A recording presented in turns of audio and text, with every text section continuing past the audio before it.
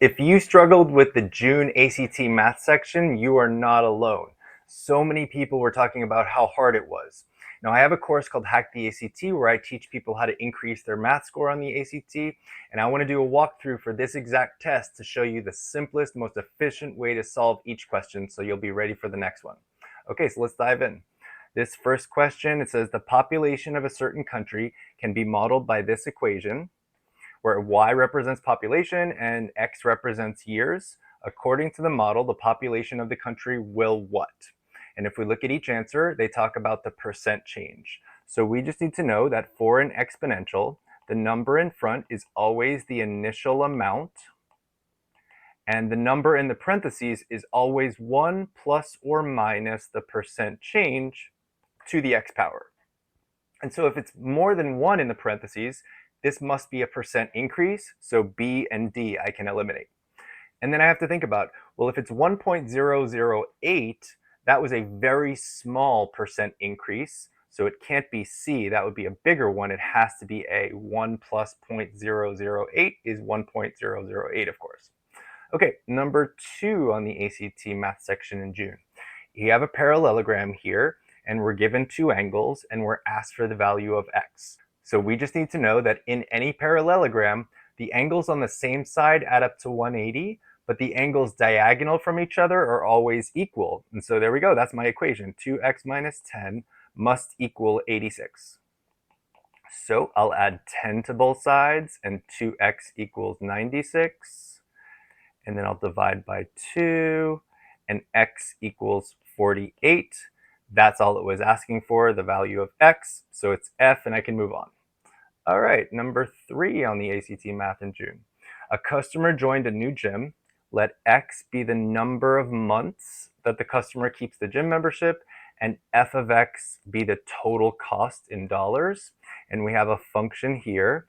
What is the total cost for the customer to keep the membership for 3 years? So notice, x, it says, is months, but we were given a time in years, so the trap will be to plug 3 in for x. We need to convert this into months, and so 3 years, of course, is 36 months. So that's all. I'm finding f of 36 here, actually. So it would be 25 plus 40 times 36. And I'm just going to do this whole thing in the calculator, because as long as I use parentheses when I plug in, you can always do it in one step. So that shows me that the answer is $1,465 for 36 months. So it's D. Moving on, number 4 on the ACT math section, we have an ordered pair, a comma 8, and it's a solution to 4x plus y equals 44. And we just need to understand then that ordered pairs points are always true when you plug them in. And so that means they're just using a to mess with us. A is just like x and 8 is y, so I can plug a in for x and 8 in for y, and I can just solve for a. So I'll subtract 8. 4a equals 36. And if I divide by 4, I get that a equals 9. So the answer is G. Moving on to number 5. Given that 3x plus 1 equals 2, what is the value of 9x plus 3 to the third power? So a lot of people would look at this and say, what do those two things have to do with each other? And the truth is they don't have much to do with each other, except for they both have x in them. And one of these is solvable right away, the equation. So we can solve this equation for x. 3x plus 1 equals 2. So we'll subtract 1 on both sides. 3x equals 1. And then we'll divide by 3. And x equals 1/3. But that's not the answer. Now that I know that x is 1/3, I just plug it in for x. That means I'm finding the value of 9 times 1/3 plus 3 raised to the third. And I'm going to do this all in the calculator just to be safe. So I'm going to type it exactly as I see it. I'm going to use my fraction button, which is alpha y equals, just so I make sure it formats it right. And then I'm going to do plus 3, close parentheses, raised to the third. And right away it tells me that it's 216. So the answer is C. Okay, number 6. Let the population density of a country be defined as the average number of people per square kilometer living in that country. Suppose a certain country has a population of 36,562,000 and an area of 90,500 square kilometers. Which of the following is closest to the population density? And so we just need to know that the word per in math always means division. So if it's people per square mile, that means people divided by square miles. And it's just that simple. It would be 36,562,000 divided by the square miles, 90,500. So let's see what that would give us.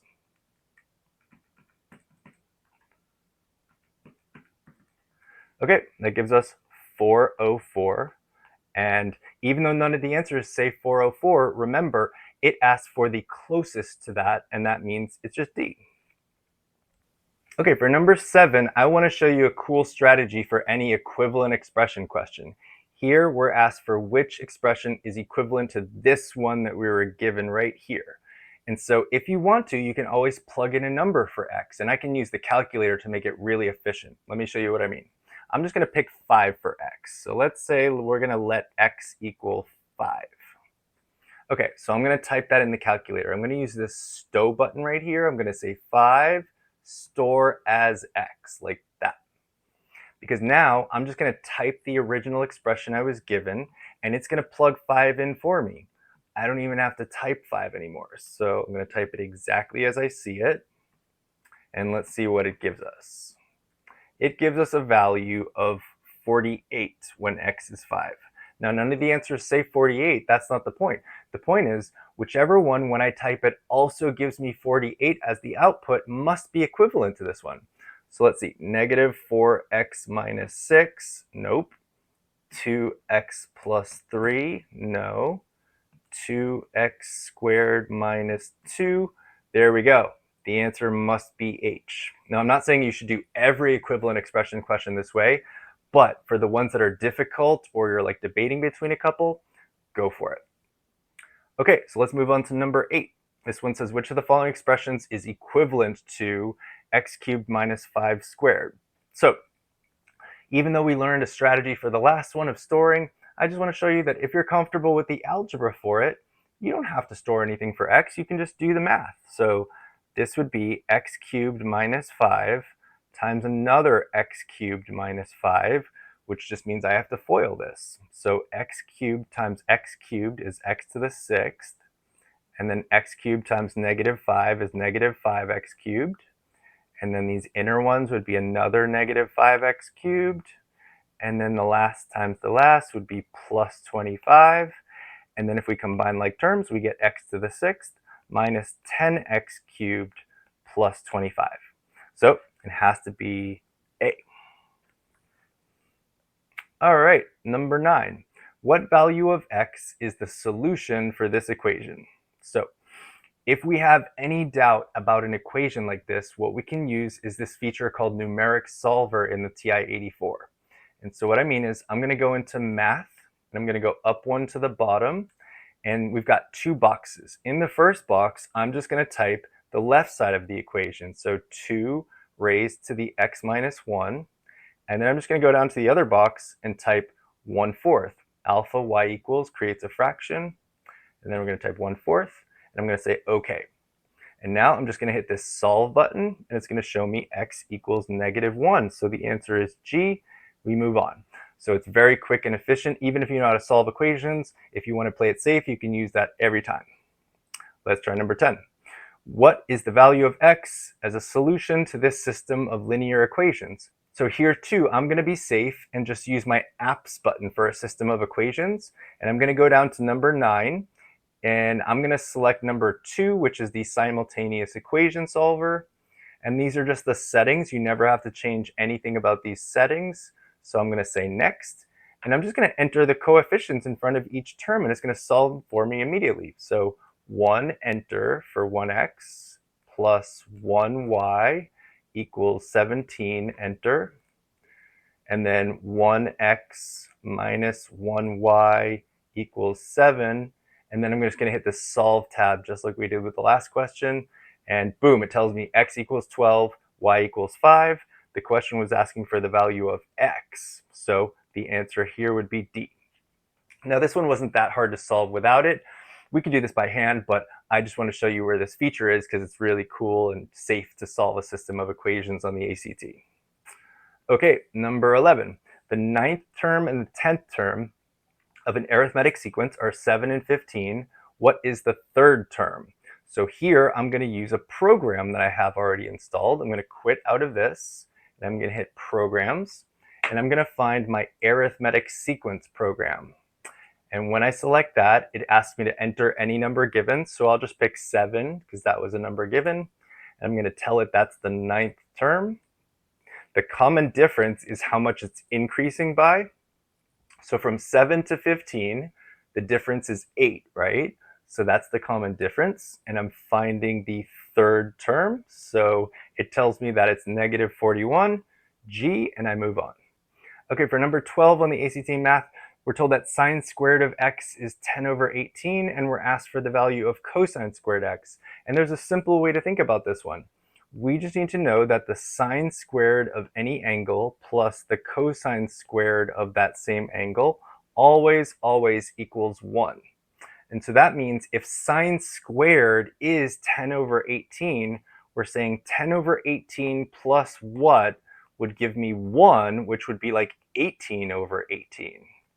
And that means, okay, 10 over 18 plus 8 over 18 must give us 1, which would be 18 over 18. So the answer has to be B. Sine squared plus cosine squared is always going to be the number 1. All right, number 13. Approximately 68% of the data in normal distribution are within 1 standard deviation of the mean. For a normally distributed data set, the mean is 106 and the standard deviation is 20. Approximately 68% of the data is within which of the following intervals? So normal distributions have been coming up much more often on recent enhanced ACT math sections. And some students never did these, but if we look at a normal distribution, it always looks like this. No matter what we're measuring, it always distributes like this. And we just need to know that the number here is always the mean, so that's 106. And every step above or below that is called a standard deviation. So if the standard deviation is 20, that means that the next goes up to 126. And then 1 standard deviation below means I subtract that from the mean, and that would give me to 86. And we just need to know that 34% of the data is always 1 standard deviation below, and 34% is always 1 standard deviation above. So together that means 68%, and that means the interval is from 86 to 126 for this. All right, let's move on to number 14. The correlation coefficient R between two variables is negative 0.1267. Which of the following describes the association between the two variables? So these have been coming up more too, scatter plots. And we just need to know that if we have a scatter plot and there's a negative association, the dots are falling down, like in a negative pattern with a negative slope. And if they're going up, they have a positive association. And if they're random, the R value is 0. So the R value is always between -1 and +1. And so if the R value is negative 0.1267, there would be a slight negative pattern, but it wouldn't be very clear. So it would be going down if I drew a line of best fit, but the dots would not be hugging the line.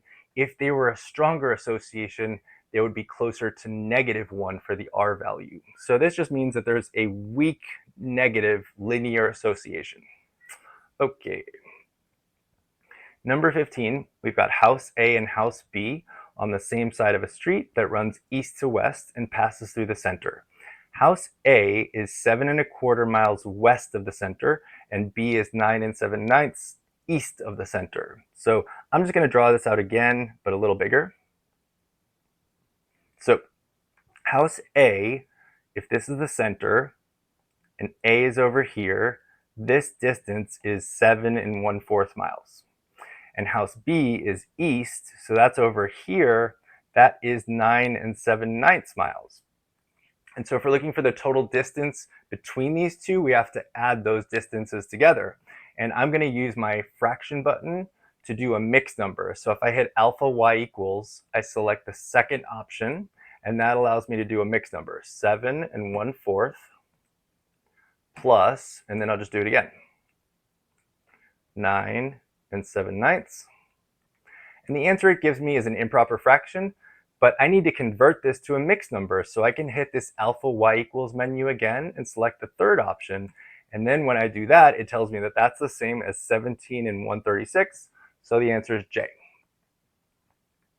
Number 16, let x be an irrational number. Which of the following statements about 19 plus x must be true? So irrational numbers are numbers that when you look at them as decimals, they go on forever with no pattern. So pi is the most famous one, but also the next one to always know for this test is the square root of any number that's not a perfect square, like the square root of 20. That too is going to be irrational. Let's look at them as decimals. Pi looks like this. This is the famous one. But if I pick, for example, the square root of 20 just as an example, that's going to be random forever as well. And so I'm going to pick one of these to test this out. It says, which of the following about 19 plus that irrational number must be true? So let's see. I'm going to pick pi. 19 plus pi. If I do this in the calculator, that gives me 22.14159 ... And so that looks irrational to me. It still goes on forever with no pattern, so it can't be B, rational. If it was undefined, I'd get error in the calculator, and it gave me something irrational, so it can't be D. It must be an irrational number. So if I add anything to an irrational number, it always stays irrational. Just know that. Okay. Number 17, we have a survey at a high school that asks students whether they play video games and sports, and 600 students right here, this bottom right corner, responded. And we have a two-way table that's showing us these categories. And so we're asked, what is the probability that a selected student plays a video game? And let's see, video games is this row right here. So if it's a randomly selected student, we already know they're all students, so it's going to be something over 600, but I need to figure out the total of how many play video games. And that means I kind of have to backtrack with this table. So if there are 420 right here that do not play sports, and out of those 168 do not play video games, I can subtract that from 420, and I can get this amount, which would be 252. And now I can add 54 to that to get this number, which is the total who play video games. So it would have to be 306 that play video games out of 600 students. And none of the answers say that number. That's okay. I'm going to use my fraction button, and I'm just going to type it, and it's going to reduce it for me. So I'm a big fan of the fraction button. You can use it so many different ways on this test. And it shows me that that's the same as 51 out of 100. And so the answer is D. So with those two-way tables, just read them really carefully always. Okay, this is one that when I took this test in June, I noticed that a lot of people were going to have trouble with this one, but it's actually not as hard as it seems. Let's evaluate. We're given that PA upside down U equals 7 over 20. PA is 2 over 5, PB is 1/2. And what is PA line B? So everybody freaked out because a lot of students have never done these symbols in math. But really, even though this is a probability question, it's not really about knowing these concepts. Because look, it defines what PA line B represents right there in the question. It's defined as this symbol divided by that symbol, and we were given these numbers right here in the question. And that means it's actually just a plugging in question. If PA upside down UB is 7 over 20, that's the numerator. And if probability of B is 1/2, that's just the denominator. And it's just about that, more than just knowing the concepts. So here I'm going to use my fraction button. And then I'm going to hit it again immediately to insert the first fraction in the numerator, 7 over 20. And then I'm going to go down and insert it one more time, over 1/2. And immediately it's 7 over 10, so the answer is G. And we move on. So try to roll with things. If you've never seen something before in math, it doesn't mean you always have to get it wrong. Look for patterns, and sometimes it's just about like evaluating how it's defining everything. So for number 19 on the ACT math section in June, we can do a cool strategy called eyeballing. This is actually harder than it seems. We're given the hypotenuse length of 60, and one of the legs is 48, but we're not finding the third side. That would just be a Pythagorean question. We're finding the length of this altitude, and it's actually harder than it seems. So what we can do, if we're not sure how to solve that, is just eyeball it. And here's what I mean. If I know that this side, for example, is 48, I can just use the scale of the diagram to estimate the length of what we're looking for, because unless the question says it is not drawn to scale, it is always drawn to scale on this test. So I can just visualize. If I kind of like swung this x value over and stacked them against each other, I would say it's about that long in comparison with the 48. So it's about half of it if you just kind of like visualize it. And that means, okay, D and C are too big, and I think A is too small. The only one that's roughly half of the 48 is B, and that's actually the answer choice. So I'm not saying to start with that strategy, but it works surprisingly well as a backup plan. Okay, number 20, I just want to show you that any question that's already in terms of I is really easy because we've got the I button on our calculator that'll just do these in 2 seconds for us. I'm literally going to type this one. So the I button is right here above the decimal in blue. So I'm going to type -9 and then second decimal to create the I, and then 6I parentheses I, and boom, immediately tells me that it's 54I. The answer is J, and we move on. So we want to do things the most efficient way. Even if we know how to do it without it, it's just safest to let the calculator do the work on those. Okay, number 21 is an outlier question. Unfortunately, I've never seen this on any other ACT over recent years, but they do throw these in sometimes to make us think on our toes. This question was asking for which of the following equations could have extraneous solutions.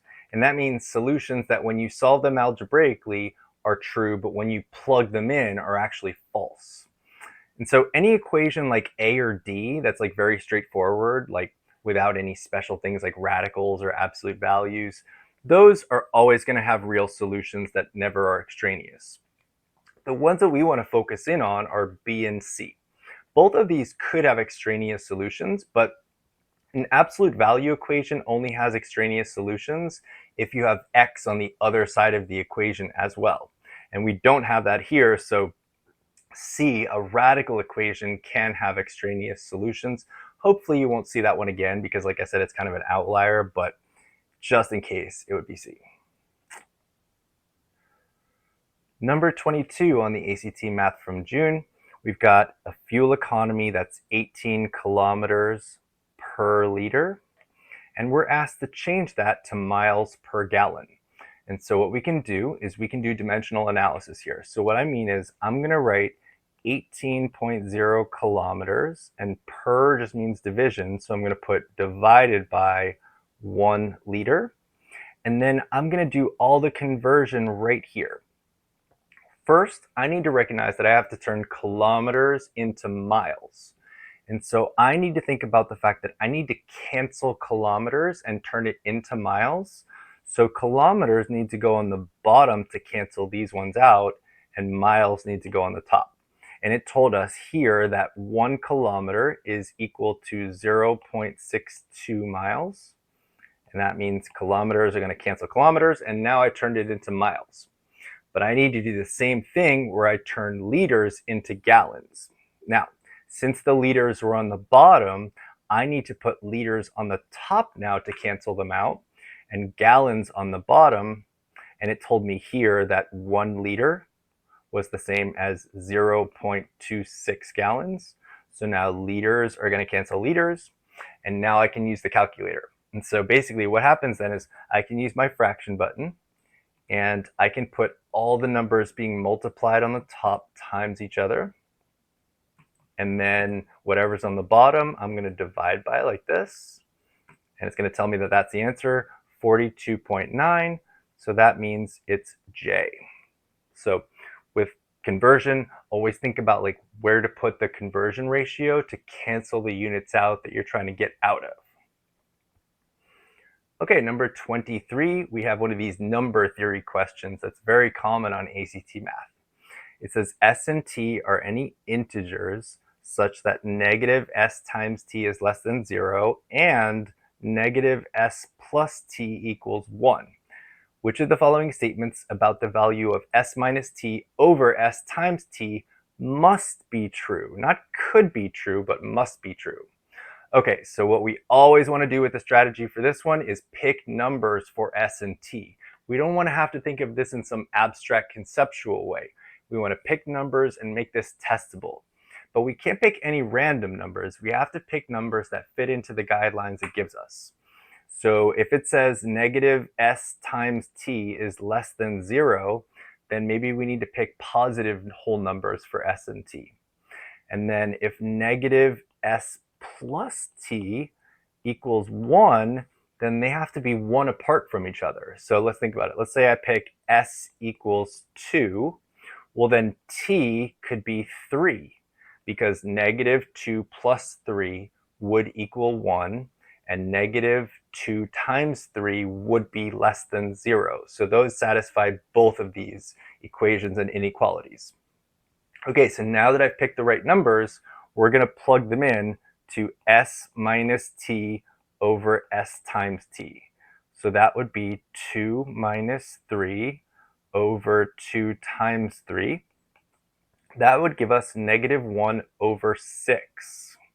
Okay, so notice it said, which of the following statements must be true? Well, we did not get an odd integer for that answer because an integer is a whole number, so that's out. We did not get a non-zero even integer, so B is out. We got something that was less than 0, so the answer must be C.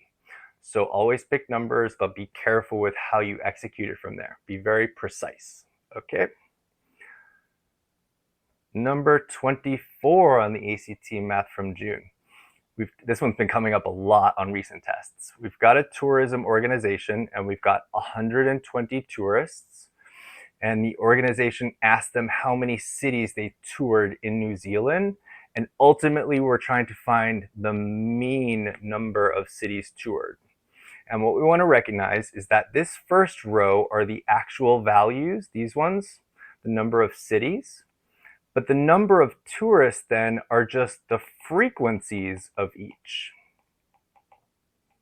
And what we can do if we're finding anything like mean or median for these kind of questions, which come up in the second half of ACT math, is we can create a table. So we can go into stat like this and select edit.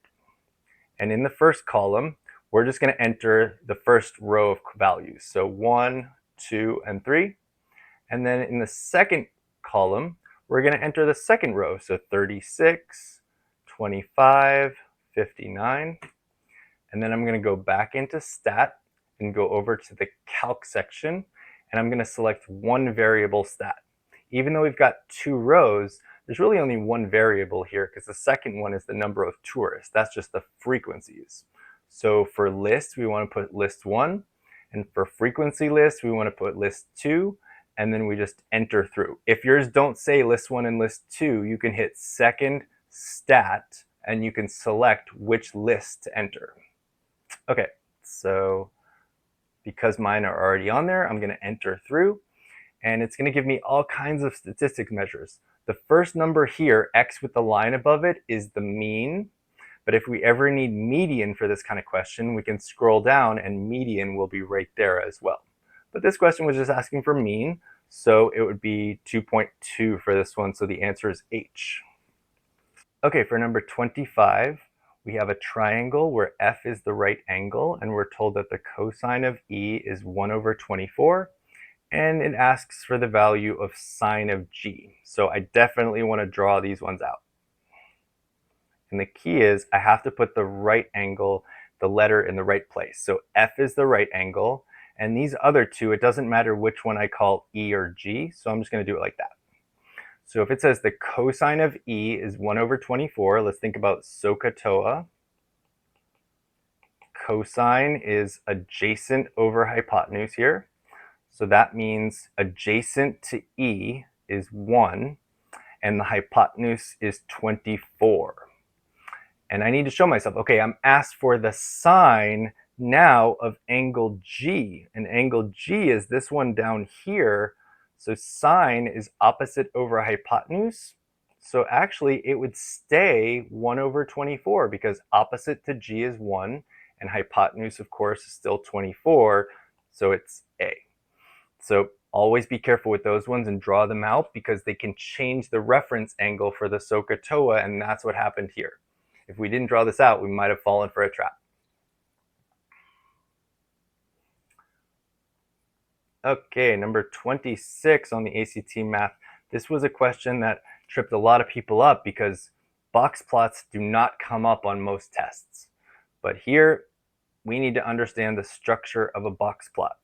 And so we need to understand that a box plot just takes the idea of median and it goes much farther with it. Instead of a normal median that cuts the data in 2 equal parts, a box plot cuts a data set into quarters. So I'm going to write these numbers out so we can visualize it. There would be a 10, then another 10, then 15, 25, 30, 35, and 45, where I see these dots over here. Okay, so the median is the middle number, so that would be this guy right here.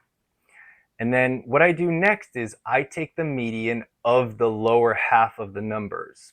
So the bottom half now is 10, 10, and 15. So the median of that bottom half is 10. And here on the upper half, the median is 35. And those numbers are what create the box. So that means my box is going to go from 10 to 35. And the median is always the line inside the box. And so if we look at the answers, if the median is 25, then F and G are immediately out because these have a median of 30. Okay, so how do I tell if it's H or J? Well, then from here, what we can do is we can figure out what these whiskers are at the end of the box. The whiskers just go to the max and the min. So this one would go to 45. And on the bottom half, because the box is the same value as this minimum right here, there is no whisker. And that means it has to be J because that's the only one that goes all the way up to 45. Also, it had to be J just from our box because the box had to end at 35, not 45 like it was in H. Okay, number 27 on the ACT math, we've got concentric circles. And we've got a lot of information given where we have arcs and we're told about the lengths of the arcs. We're told that the length of minor arc AB, so this one right here, is called S. And then we're told that the length of minor arc CD, so this bigger one out here, is called T. And what it asks for is some sort of proportion to help us represent what's happening here. And we just need to understand that in these kind of situations, there's always a proportionality between like central angles and arc lengths or a radius length and an arc length. And so if we look, we don't have any angles given, but we're given the lengths of the radii. So what I can say is this smaller circle has a radius of 5.6 and an arc length of S. And then I can compare that to the bigger circles. Sometimes it's easier to draw them separate when they're overlapping. And that one, notice, it doesn't have a radius of 11.2. It has a radius of 5.6 plus 11.2. That would mean that the radius of this bigger one is actually 16.8. And the arc length of that is called T. And so there's our proportion.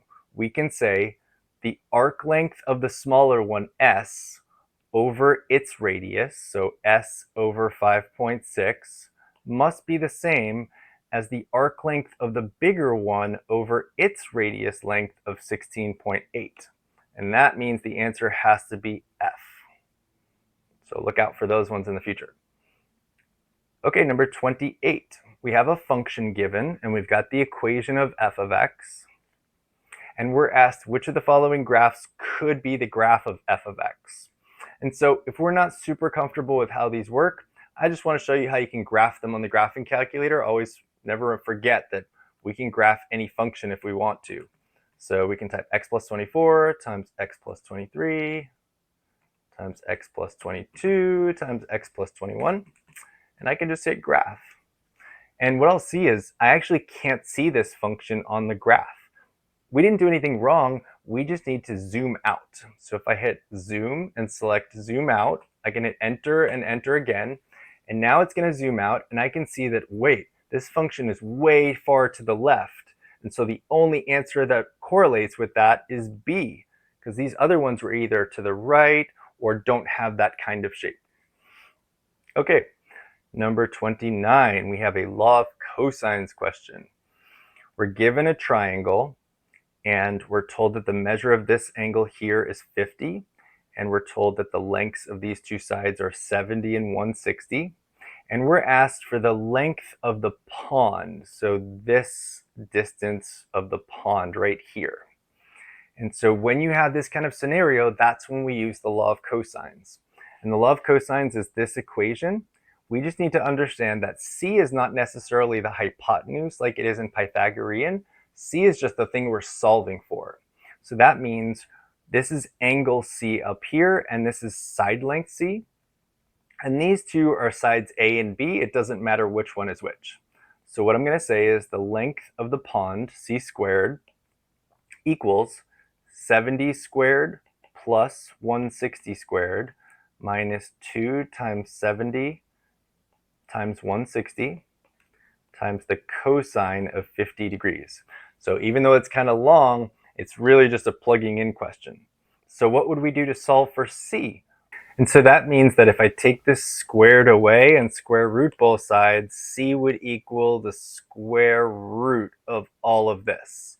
And I can just do that in the calculator now. So square root of 70 squared plus 160 squared minus 2 times 70 times 160 cosine 50, and that gives me 126.89. So the answer here would be H. So make sure to know law of sines and law of cosines. They both come up in the second half of this test often.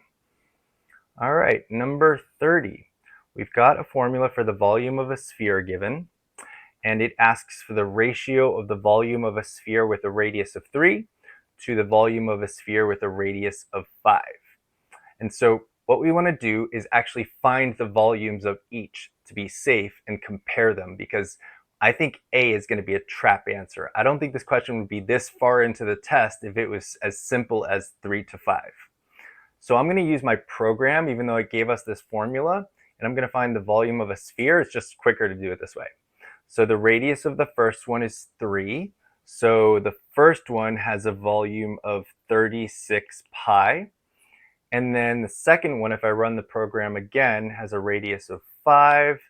That volume of the second one is 166.6 pi.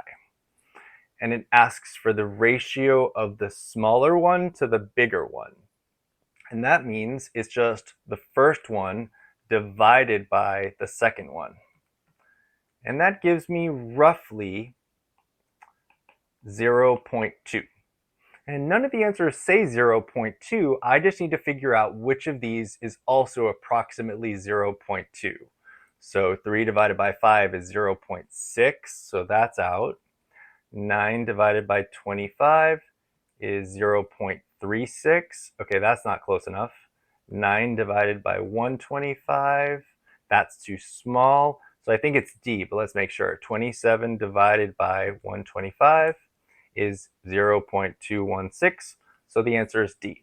So when you know how to solve them, actually do it out just to be safe. Don't think about it in some conceptual way. Always figure it out in a practical way if possible. Okay, number 31. The probability that a certain basketball player will make any given free throw is 0.90. and successive free throws by the player are independent. What is the probability that this player will make at least one of her next 3 free throws? And so I remember I took the June ACT and I was a little stumped by this one at first, because when you're finding the probability of at least one thing happening, but not guaranteed exactly 1 or 2 or 3, it gets a lot more complicated. And to be honest, I'm not sure what the formula is for this one. Most people don't. So what I always want you to do for questions that you're not sure how to solve mathematically is just be logical about it and think about, are there any that don't make sense? So what I thought to myself is, if she makes 90% of her free throws, then if she took 3 attempts and she only needs to make 1 or more of the 3, would the probability go up or down? It should be a lot more likely that she makes at least 1 out of 3 if she makes 90% of every free throw. And that means just logically only J makes sense, because the probability shouldn't go down if she's getting 3 attempts now. It should go up. So not just for probability, but always have that mentality when you're not sure how to solve something. Just think of it in a real world sense and be logical. Okay, number 32. A circle is inscribed in a square that has a perimeter of 32 centimeters. What is the circumference of the circle? So let's draw this out. We've got a square, and we've got a circle that's inscribed in it, like this. And so ultimately, I'm trying to find the circumference, but all I know is that the perimeter is 32. Well, perimeter is all the sides added up, so 32 divided by 4 would have to give me each side length, and that would mean that they're all 8. And once I do that, I can notice, oh wait, the diameter of the circle then would also be 8. And then I can use my program for circumference of a circle. So let's go down, and I'm just going to enter the radius length, which would then be 4. And it shows me that the circumference pi format would be 8 pi, so the answer is A.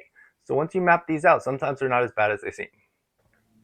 Okay, number 33 on the June ACT, we're given that z and negative 28 minus z over 2 are integers. Which of the following statements about z must be true? So it's another one of these number theory questions that are very common, and we always want to pick numbers for these ones so we can test these out. So let's say I start by saying we'll let z equal 4. Okay, so let's see what we get when we plug that in. So it would be negative 28 minus 4 all over 2. And I'll just use my fraction button to be safe and see what that gives me. 28 minus 4 over 2. That gives me negative 12. Okay, so remember it said that z and that whole expression are integers. And we were asked for what must be true about z. Well, we got an integer when we plugged 4 in, so that means z does not have to be odd and z does not have to be negative. And so let's test out between f and h. What we want to do next is try another number and poke a hole in f or h to see which one doesn't have to be true. So we got to change something up. That means, what if we just picked a negative number now? Let's see if we get negative 6 for z. Now let's try z equals negative 6, and we're going to plug that in again. So we'd have negative 28 minus negative 6 over 2. And let's see what that would give us. Negative 28 minus negative 6 over 2. That gave us negative 17. That also is an integer. So we just proved that z does not have to be positive, which means that the only answer left is z must be even, because every number we picked was even and they both worked. So those ones are a little complicated, but that's the process. You have to be very systematic about how you test it out once you pick a number. Okay, number 34. Which of the following values is a non-zero solution of the equation c squared equals the square root of 16c? So any equation that's not super basic, I recommend using numeric solver, the equation solver in your calculator. So you hit math, and you go up one to the bottom, and there's these two boxes like we used earlier. And so I'm going to type the left side first in the first box. I'm going to use x squared. And then over here, I'm going to type the square root of 16x. And then I'm going to hit this solve button, and it shows me x equals 2.5 roughly. So it can't be C, it can't be D. I just need to figure out which of these answers that are left is about 2.5. So I'm going to quit out of this and figure out what is the cubed root of 4. That is not 2.5, so I think it's B. Let's make sure. Let's see what the cubed root of 16 is. Yep, that's 2.5, so the answer is B. Okay, number 35. Managers for a restaurant chain earn a starting salary of $50,000. For 5 years, the managers receive a 10% raise each year. And for all integers n, which of the following gives the salary upon the raise received n years after the hire date? So this actually goes back to the very first question that we saw in this test, believe it or not. We wanted to understand that in an exponential situation, it's always a percent change. And the way it works is y equals the starting amount times 1 plus or minus the percent change to the x. And so here, the starting salary is 50,000, and you're getting a 10% increase, raise, so it would be 1 plus 0.10 to the x, and so that would become 50,000 times 1.1 to the x, and that means it has to be g. If there's a percent change, it can't be h or j. Those are linear functions, and when it's exponential, it can't just be the percentage in the parentheses. Okay, 36. We've got a function graphed, and we're asked for the average rate of change from x equals negative 23 to x equals 5. And if we look at the graph, that means it's the average rate of change from this point to that point. And that means average rate of change is just slope. It means what's the slope of a line that would go straight through those 2 points like this. And so I'm going to use my slope program that I have installed. If I go up to slope, I'm just going to estimate those 2 points. So the first one would be negative 23, and I'm going to estimate the y value to be about 17. And the second point, x value is definitely 5. I'm going to estimate the y value to be about 2. And it's going to tell me that that's the slope. I'm just going to turn that into a decimal. So I'm going to go into math and select convert to decimal. And that's going to show me that it's about negative 0.5. So the answer is A. So just remember, average rate of change just means slope. Okay, number 37. What is the equation of the line in the standard xy coordinate plane that intersects this parabola at x equals 0 and x equals 7? Okay, so let's visualize it. We've got a parabola, and when we graph it, let's say it looks like this. What we're trying to do is picture a line that would hit it here and let's say over here at x equals 7, like this line. And so that means all I need are these 2 points, because to create a line, you only need 2 points. You need the slope of the line, and you need a point from the line. And so that means that all I need to do is plug those x values into my parabola function to get the y values. So for the first point right here at x equals 0, we get y equals 0 squared minus 4 times 0 minus 5. So y would equal negative 5. So that means this point is 0, negative 5. Then I can do the same for this point up here. I can plug 7 in for x. So 7 squared minus 4 times 7 minus 5. Let's see what that gives us. Okay, that gives us 16. So this point is 7, 16. So now I can find the slope of this line. So I'm going to use my slope program. And I'm going to say x1 is 0 and negative 5. And the next one is 7, 16. And I get that the slope is 3 of this line. So I already know the equation of this line is y equals 3x plus b. And if I look at the answers, it has to be D. I don't need to come up with the rest. So always play off the answers and eliminate as you go. Sometimes you don't have to go as far as you would think. Okay, number 38 was one of the most devious on the entire June ACT. This one took me a minute to really figure out.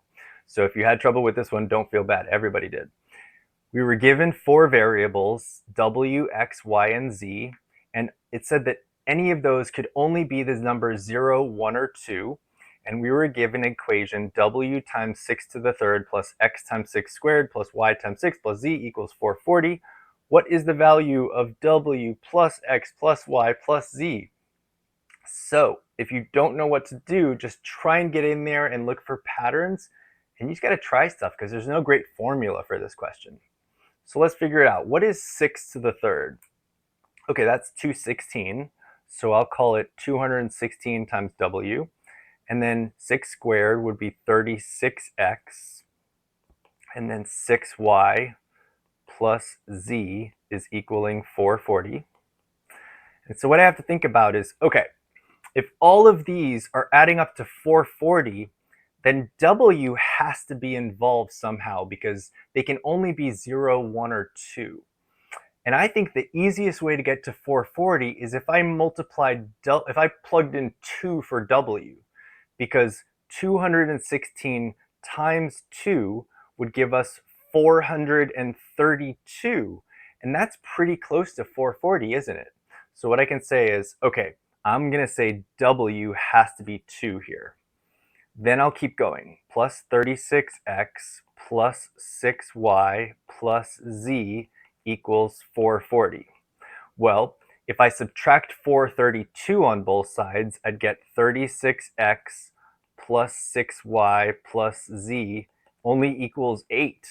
And that means x must be 0 to continue because otherwise that's too big. So that's out. And now I just play around with the combos of y's and z's that could get me to 8. And so y would probably have to be 1, because then it'll be 6 plus z equals 8. And therefore z would have to be 2. And that means the value of w plus x plus y plus z is 5 here. I really don't see any better way to think about that one, unfortunately. But you just got to do your best with those. Okay, we only got 3 more to go. Number 39, in the standard xy coordinate plane, a circle with center -7, 4 and a radius of 3 will be dilated. So that means expanded through multiplication. The dilation will be centered at the same point, -7, 4, and have a scale factor of 3. The image of the circle after the dilation will pass through which of the following points? So we need to know that if the center is -7, 4, then the equation of this circle is x plus 7 squared plus y minus 4 squared equals 3 squared, the radius squared. That's just the way the equation of a circle works. And so if the center is staying the same, then that means after the dilation of a scale factor of 3, nothing about the left side of the equation is changing, but now the radius is being multiplied by 3 to become its new length. And that means now this radius length is 3 times 3, which is 9 squared. Okay, so once we understand that, then we can just understand that if one of these points is on the circle, it should be true when we plug it in for x and y. So let's try A out, for example. If I plug -16 in for x, and I plug 4 in for y, we want to see if we get 81. So -16 plus 7 is -9, and -9 squared is 81. 4 minus 4 is 0, so 81 does equal 81. So A must be a point on that circle. So when you have equations of things, points will always be true when you plug them in, and that comes in handy for more advanced questions sometimes. The area of a certain triangle is 3 times the area of a certain rectangle. The base of the triangle is congruent to the length of the rectangle, Which of the following equations shows the relationship between the height of the triangle, h feet, and the width of the rectangle, w feet? Okay, so let's draw this out. When in doubt, you just got to visualize these things. We've got a triangle, and we know that that's bigger than the rectangle. So I'll draw a smaller rectangle because the area of the triangle is 3 times the other one. And the next thing we want to do is pick numbers and make this testable, like I've said with other questions. So let's say I start by assigning the base length of the triangle to be 4. That means that the length of the rectangle will also be 4 because it said in the question they're congruent to each other. Okay, so now let's pick a width for the rectangle. Let's say that the width of the rectangle is 2. By those numbers I picked, the area would be 8 here, length times width. Okay, well, it said that the area of this triangle has to be 3 times the area of the rectangle. So by the numbers I picked, that means that the area of the triangle has to be 24. And I just have to figure out what the height of this would be. And so I can use my area of a triangle program right here, and I can test things out. If the base is 4, let's say I thought first maybe the height should be 16. Okay, that does not give me the right area. We were looking for an area of 24, so that means the height needs to be less. So let's try a new one. Let's say the base was 4 and the height was 6. Okay, that gives me too small. So now let's try it again. The base is 4. Now let's say the height is 12. There we go. That's the area I was looking for. So that means that the height of this would have to be 12.